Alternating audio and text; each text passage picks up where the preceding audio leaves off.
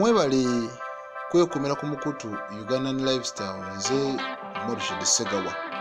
Mu nsi muno mulimu abantu abalina ettima naye bannange waliwo enfa etasanyusa, waliwo ekintu ekituukawo naawe ne weebuuza ddala abantu bakyalimu ensa, abantu bakyalimu ak'obuntu. Na bwe gutyo ngenda kukunyumiza emboozi eyabaddewo munnange ng'omukyala bamusobyako n'oluvannyuma ne bamutta. Bamusse ne balekanga omwana we omuto munnange ali mu kuyonka mubiri gwe nga ye tamanyi nti nnyina yafudde. Ono ng'omusango gwe bamuvunaana bagamba nti y'omu ku baalaba nga mwattu omwami gwe ngenda okubuulira atemula owa boodabooda gye babba. Charles Owino ono y'omu ku bamenyi b'amateeka bageze maaso n'okubeera nga bakwata era nga liyeekazaako erya 02 oba O2. O2 kitegeeza oxygen, kabonero ak'omukka ogw'obulamu. Ono yageze maaso n'okuba ng'akwatibwa ne munne ategerekeseeko nga Charles Boogere. Ono ye yeekazaako erya waya. Kati poliisi bwetyo egeze maaso n'okubeera nga mwattu ewuniikirira nga baneno batandika okwewaako obujulizi. Bakkiriza nti kituufu omukyala Victoria Nakamya be baamusse. Victoria Nakamya gwenjogerako gwa myaka 23 era nga kiraga abadde mukyala w'omu ku bano abatemu abageze maaso n'okubeera nga bamujja mu bulamu bw'ensi. Kati Charles Owino munnange abamu mubadde bamumanyi bagamba omusajja ono ekyamazima embeera ze zibadde tezitegeerekeka. Bamukutte ne munne Charles Boogere era mu kumukwata bakyagenda maaso n'okubeera nga bagamba baneeno ebibakwatako twabitegedde dda era n'obujulizi bafulumizza. Ekituufu kiri nti bulinga obumala okubaluma ku ttemu libagenda maaso n'okubeera nga mwattu bakola. Owino mutuuze owe Butema mu munisipaali ey'Enjeru mu disitulikiti ey'e Buyikwe. Ate okukwatibwa kwe kyaddiridde embwa ya poliisi ekonga olusumu amwattu okugenda maaso n'okubeera nga etuuka mu bbaala ono w'abadde akolera. Kati poliisi yeegamba nti ono omwami Owino yali yadduka yategeera nti bamunoonya era bw'atyo n'asobola okubeera ng'ateekako kakokola tondeka ennyuma. Abasirikale ab'ekitongole kya Flying Squad bwe batyo be baageze maaso n'okubeera nga bamulondoola era ne bakizuula nti aliko akazigo mw'abadde yeekukumya mu bitundu eby'e Katoogo mu muluka gwa Kinnawattaka mu division ey'e Nakawa. Yazze emisango naye ng'atya okukwatibwa. Kati Owino bwe yategedde nti abasajja babadde bamusazeeko yagezezzaako okudduka kyokka munnange ne bamukwatira mu disitulikiti ey'e Mukono. Bamukwatidde mu disitulikiti ey'e Mukono era ono yagezezzaako omwattu okwewozaako nti siina musango wabula yamaze nakkiriza n'ayogera engeri gye yakozesaamu ennyondo n'ebiso okutta Nakamya. Ono ng'alaga nti alinga ali yekka mu kikolwa kino. Oluvannyuma n'omulala bageze maaso n'okubeera nga bakizuula nti yali naye. Kati ono yasoose n'alumiriza ng'agamba nti waliwo abagagga babiri abaamuwa ddiiru ey'okulembeka omusaayi. Baamugamba twagala musaayi gwa muntu, tulembekere omusaayi gw'omuntu era ne bamusuubiza obukadde 5 singa ddiiru eno enaagenda maaso n'okubeera nga mwattu eyitamu. Era n'alaga nti ddiiru yagirimu ne Boogere ow'ennyenga era gwe nakugambyeko amanyiddwa nga waya. Era n'ono oluvannyuma bagenda maaso n'okubeera nga bamukwata, munne yamuwaayo ne bamukwata. Era poliisi yasoose n'ekwata abagagga aboogerebwako. Nkugambye abagagga aboogerwako basoose ne babakwata ne beekebejja amasimu gaabwe ne bakizuula nti balina musango era tewabaddewo bujulizi bubaluma. Kino nno kyawaliriza poliisi okwongera okukunya abasibe ne babagamba twagala mutubuulire ekituufu baneeno tebabayinaako kakwate. Owino bw'atyo yasobodde okubeera ng'ayogera n'agamba ekituufu abagagga tebalina musango n'agamba kino mbadde nkikoze okubeesasuza kubanga bansibisa emaboko wali eri era baneeno baali bannanga gwa bubbi baŋŋamba nababba n'olwensonga eyo nsazeewo okubawaayiriza mbabonereze naye biganye.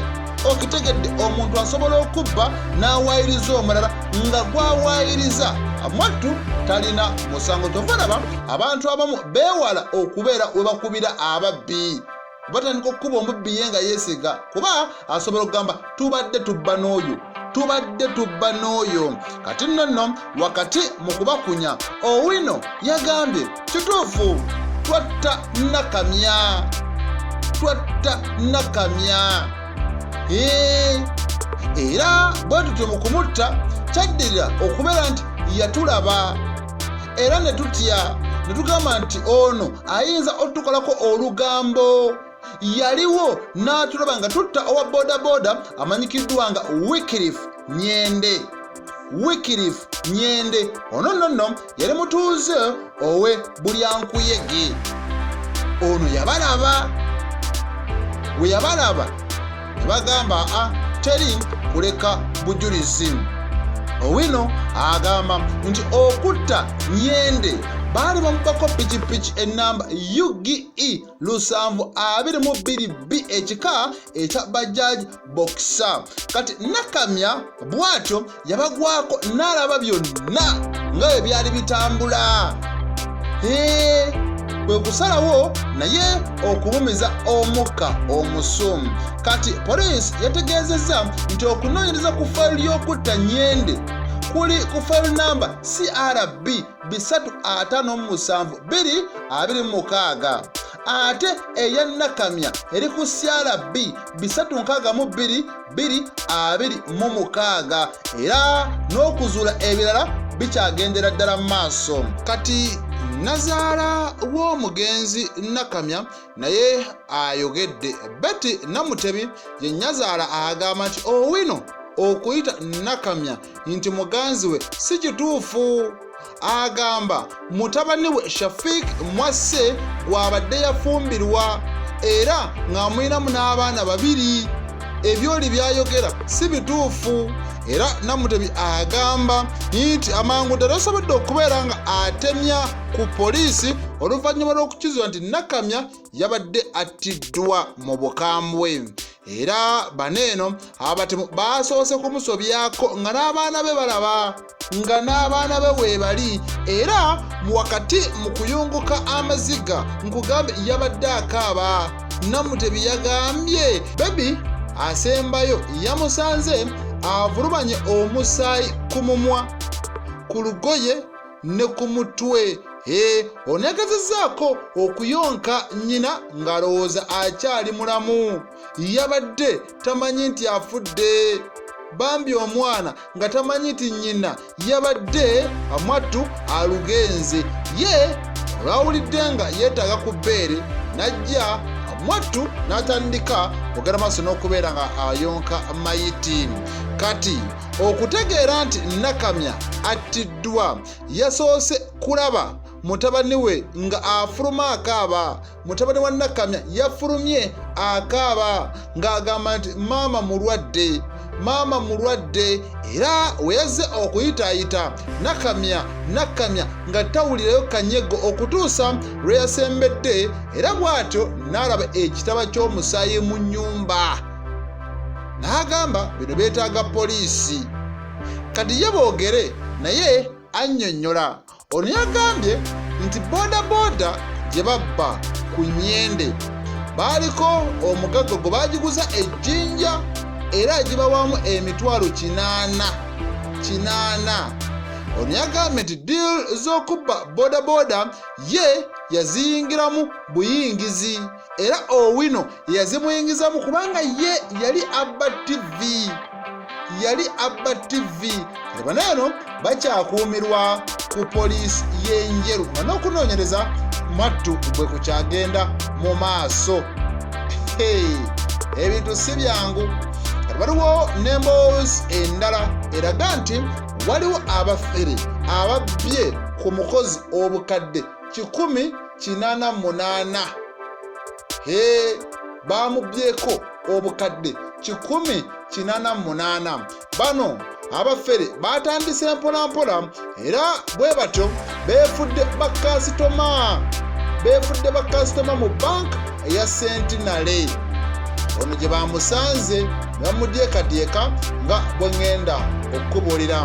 Bino bye nkubuulira byaliwo ssaawa 7:30 ez'emisana. Abafere balumbye omukozi w'edduuka ery'ebizimbisibwa e Nateete. Yabadde atuteesereza mukama we obukadde 188 mu banka eya Centenary branch ey'e Nateete era batandise okumubuzaabuza. Era baneeno bwe batyo bazze bamugamba wakitegedde tulina $. Omwogezi wa poliisi mu Kampala n'emirirwano Rachel Kawara yagambye nti omukozi ono yayingidde banka n'afuna ennamba oba tokeni namba okusoma ti namba bweti jamu ku kawunta genda ku namba bweti bakoleko. Era bw'okufuna Mwattu token gy'alina okukozesa okugenda ku kawunta naye n'abeerawo okulinda. Yabadde akyalinze mu layini bw'atyo omusajja omu eyasoose okujja n'amugamba munnange ninawo ensimbi wanene eza $. Njagala kuziza mu za Uganda naye sirina ndagamuntu. Nsaba onnyambeko nkose ku ndagamuntu yo nvungise ssente tulabe ebinaddirira. Naye munnange tiyabadde mubi n'akkiriza n'agamba tewali buzibu. Waayise akaseera katono omusajja omulala Mwattu n'abeegattako era yeefudde nti naye ayagala kubeera nga Mwattu omukyalo ono abayambira ddala kubanga naye mukwano gw'oli. Bamugamba tuvunjisize ku ssente era n'abalekera ensawo omuli ssente ne bamuwa $. N'agenda ku kawunta okuzivunjisa ng'akozesa densite ye oba ndagamuntu era bavunjisizza ssente. Bwe batyo munnange baneeno nga balinze n'azibaddiza era bwe yamaze okuzivungisa abasajja baneeno bamusenzesenze ne bamugamba olaba omulimu gw'okoze ekituufu kiri nti munene naye tufulumeko wabweru tukuweeyo ekirabo. Kati nno akasiimo babadde balina kamuwera bweru olwatuuse ebweru era ne bafuna booda ne bagirinnya ne batwala mu bitundu by'e Kabuusu. Bayingidde Mwattu restaurant emu era ne beefuula tebagenze kuteesa ku kasiimo ke bagenda okuwa omuntu ono yabayambyeko. Waneeno omukozi eyabadde n'ensawo erimu obukadde 188 yafulumyeko katono wabweru n'alekawo ensawo era ensawo mwabadde ssente bano basobodde okubeera nga bazijjamu zonna ne bateekamu ebipapulapapula. Yagenze okukomawo ng'alabawo nsawo nga bo talina kyalaba nga babuzeewo. Kati poliisi bw'etyo yakutteyo 5 era bano ne bagenda maaso n'okubeera nga babayambako mu kunoonyereza. Abakwatiddwa kuliko Shafik Ndawula, Ali Kiwalyanga, Michael Nsubuga, Brian Muyanga era ne bagenda maaso n'okubeera nga Mwattu baboogeza.